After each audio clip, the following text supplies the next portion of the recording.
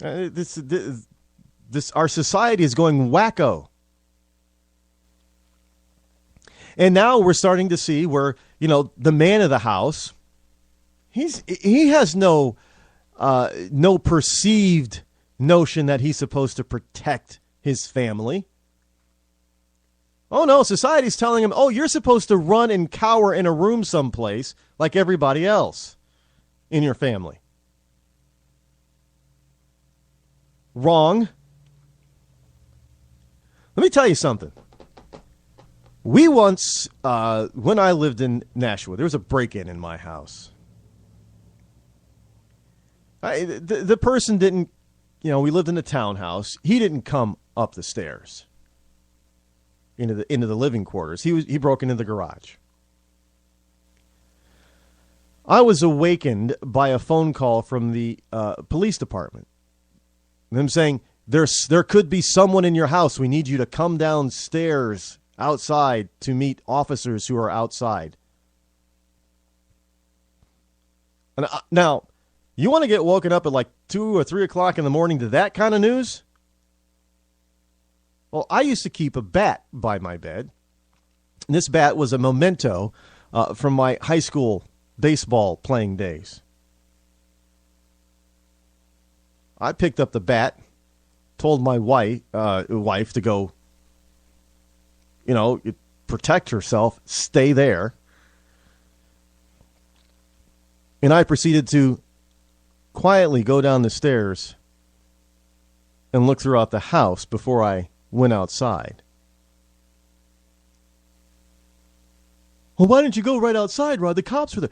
Because, you ever watch the movies where somebody's not paying attention and the criminal comes out of the shadows and beats somebody over the head or shoots him? No, he wasn't going to get me. If he was still in my house, he wasn't going to get me without a fight. He was not going to surprise me.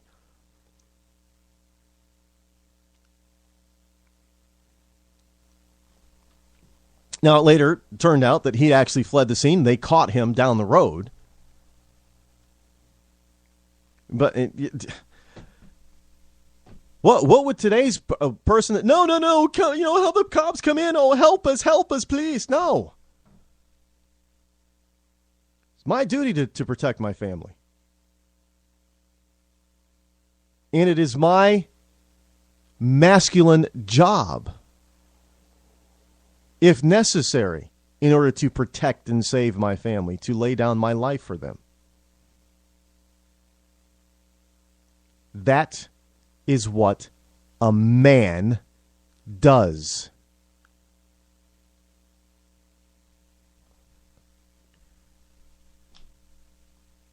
That's masculinity. That's why we were created the way we were created. Women are the nurturers, the teachers. Men are the protectors and providers. And I'm not saying that a woman can't go out and provide her own way or bring home the bacon and fry it up in the. We take all this modern stuff and we screw it, we scramble it all up and say, well, here, this is the way it should be. No, that's not the way we're designed. Yeah, I'm not saying that men can't be nurturers and men can't be teachers and women can't be protectors. But obviously, if this is what you're thinking, you're missing the whole point. That we are both designed differently to do certain things better than the other sex. That's just the way it is. And that's the way, unless, science gets in there and mixes and messes with our genome, that's the way it's always going to be. Well, we're trying to society is saying, men should be smaller and lighter and thinner and weaker and meeker instead of standing up for themselves. This is how we get. So that's how you get societies that are easily taken over by their government. That's how you get societies that are easily controlled by you get people men that are too afraid to stand up.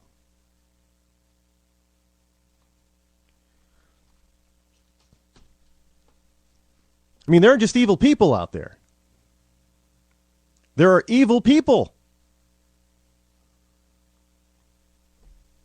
And this latest shooting cries for somebody standing up to this person. Well, in order to stand up with somebody with a gun, you need a gun.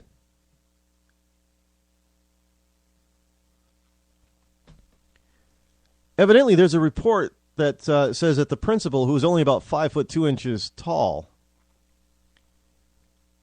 tried to confront the shooter. She tried to say and she probably, slowed him. She probably slowed him down and probably did end up saving the lives of a few children, and probably a couple of teachers as well. But let me tell you something: if this 5'2" tall principal had a gun, knew how to safely use it, it is highly likely that the entire incident would have gone no further than the school office.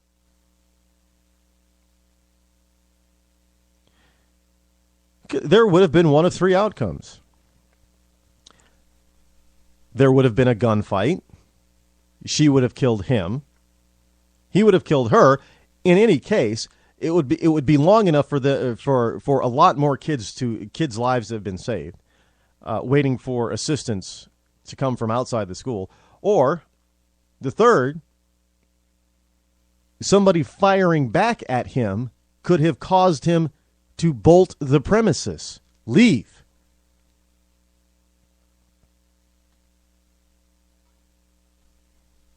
We know this happens because it's somebody breaks into somebody's house and the homeowner or home occupier decides to brandish a weapon and fire a couple of shots either in the direction of the criminal. And the criminals usually leave post haste.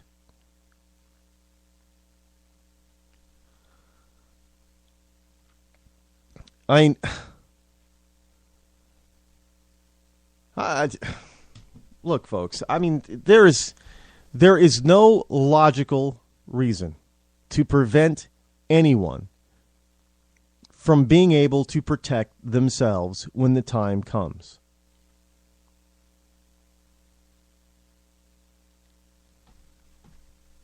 I don't know how many times we're told, hey, 9/11. Listen to what the hijackers say. Don't confront them. Don't do anything. And they proceeded to kill them all. How many times do people get mugged? What are you told when a mugger comes up? Just give him what he wants. And how many times we found out later that somebody has either been seriously injured or killed when they were complying with the mugger's wishes?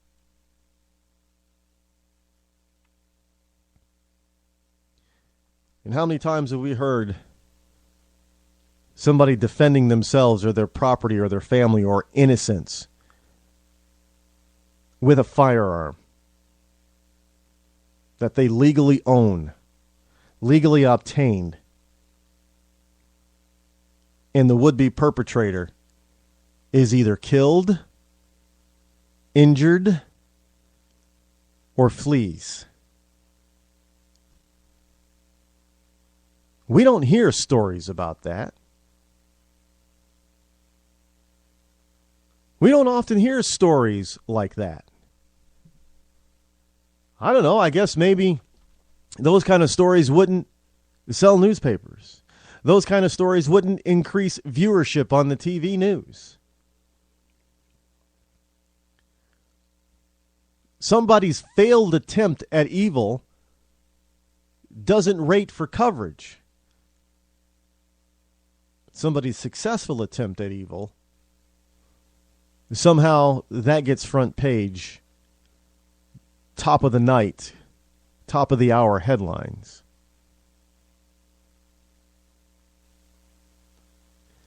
Somebody who's a hero and foils the attempt of evil, they barely get a blip or mention if they do at all. But somebody's successful at perpetrating evil, they will get mass coverage for an entire day, week, or even month. No, we are screwing our society up and we're twisting it backwards and inside out and upside down. And folks, the facts about gun ownership do not support tougher gun legislation. In fact, it's just the opposite. When you actually look at all the statistics, even the ones that supposedly support gun banning and everything, if you actually take those reports apart and actually use only the vital and the vital information, as in, well, guns in the home. If you take out the suicide rate from somebody's gun, well, then the actual violent rate of crime for family member on family member using the family's own gun is quite low. And let's face it, if somebody's going to kill themselves, they've got a myriad of ways to do it other than a gun. And a gun is not going to stop them. Or the lack of having a gun is not going to stop them. Especially in a day and age when we have pills that'll just make you sleepy and you never wake up. I don't hear anybody wanting to go out there and ban pills. I'm sure there are probably some people out there now that are making appointments to their psychiatrist, people that have no connection at all with the Sandy Hook Elementary School, because they're just so upset. They're so depressed now about this whole. They're going to get prescriptions because they need drugs. But that is the sad state of our society, folks. That is the truth. And that is simply because people no longer are encouraged. They're no longer encouraged. They're no longer encouraged to take responsibility for themselves and their own actions. In fact, we have people that look for opportunities. They just sit by waiting for stuff like this to happen so they can bring forth their agenda. Hey, some Democrats are calling for action on gun control now. Now is the time to get tighter gun control. Really? No. Now is the time to loosen gun control so that more law-abiding citizens can obtain them and get trained in their proper usage and be safe with them so they can defend themselves and their property and their family. Now is the time for less gun control.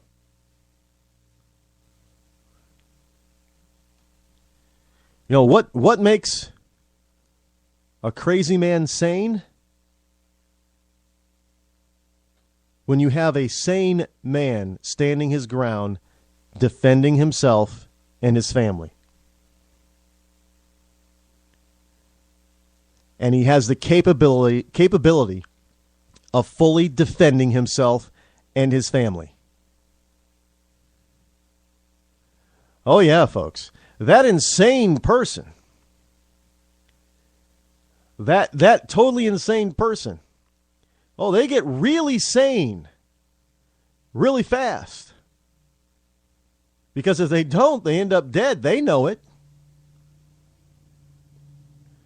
And unless they have a suicidal wish, like death by cop type of thing, oh no, they're not going to stand their ground and go toe to toe with you. And if they decide that they're going to do that, you have the ability to defend yourself, to defend your loved ones, and put the insane person down. Look, we all deserve a chance at life. But when somebody comes at us and tries to end our life short, we have the right to defend ourselves, even if it means ending the perpetrator's life. And that is also the law of nature.